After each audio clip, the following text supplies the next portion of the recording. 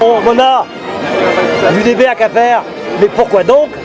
Alors c'est vrai qu'on avait le choix Quimper-Carhaix et qu'on regrette un peu la division syndicale qui s'est opérée ces derniers jours. Mais il nous semblait important d'être ici à Quimper aujourd'hui parce que c'est la société bretonne dans toute sa diversité qui est ici. Quand je dis diversité, c'est à la fois diversité politique, diversité socio-professionnelle. Mais nous sommes, je crois, rassemblés un tocsin, un cri d'alarme par rapport au gouvernement et au président Hollande. Nous avons participé ici sur les 5 départements à l'élection de François Hollande sur les bases de 60 engagements. Il y a une colère légitime à la fois sur une certaine frustration, le non-respect, le reniement même de certains engagements. Du point de vue économique, malheureusement, l'écotaxe votée par la droite est tombée à un très mauvais moment dans sa mise en œuvre, mais le pire c'est qu'elle n'a pas été remise en question dans ses fondements.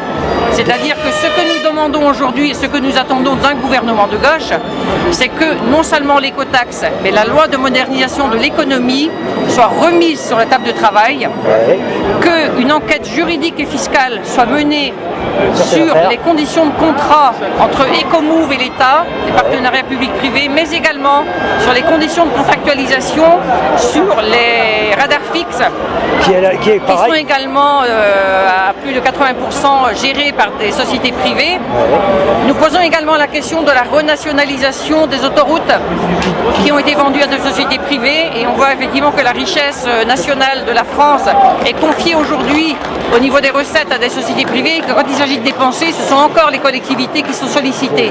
Donc il est urgent que le gouvernement se ressaisisse. Aujourd'hui, c'est vraiment un appel au secours de la Bretagne et des Bretons. Il est vrai qu'il y a certains secteurs d'économie, y compris dans l'agroalimentaire, qui vont bien, il faut le reconnaître, mais il y a quand même des milliers d'emplois aujourd'hui qui sont en jeu, des milliers de familles qui se retrouvent sur le carreau, il y a une vraie souffrance sociale.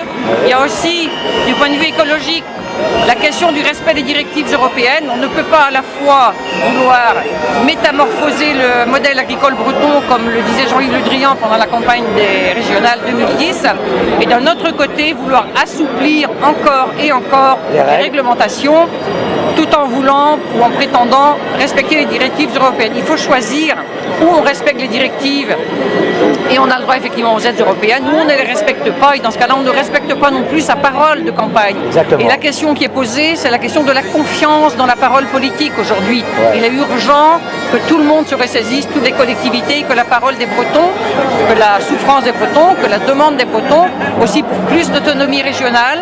On voit bien que la question aujourd'hui posée par tous, c'est la question, non pas la décentralisation, mais du régionalisme.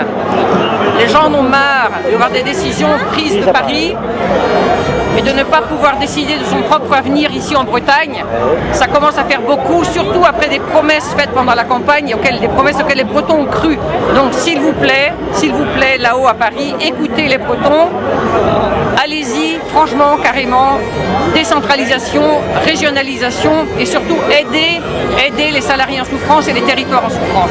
Bah, écoute Mona, je crois que tu as exposé avec brio les interrogations de la Bretagne, mais qui ont un certain reflet également sur tout le territoire français d'une certaine manière.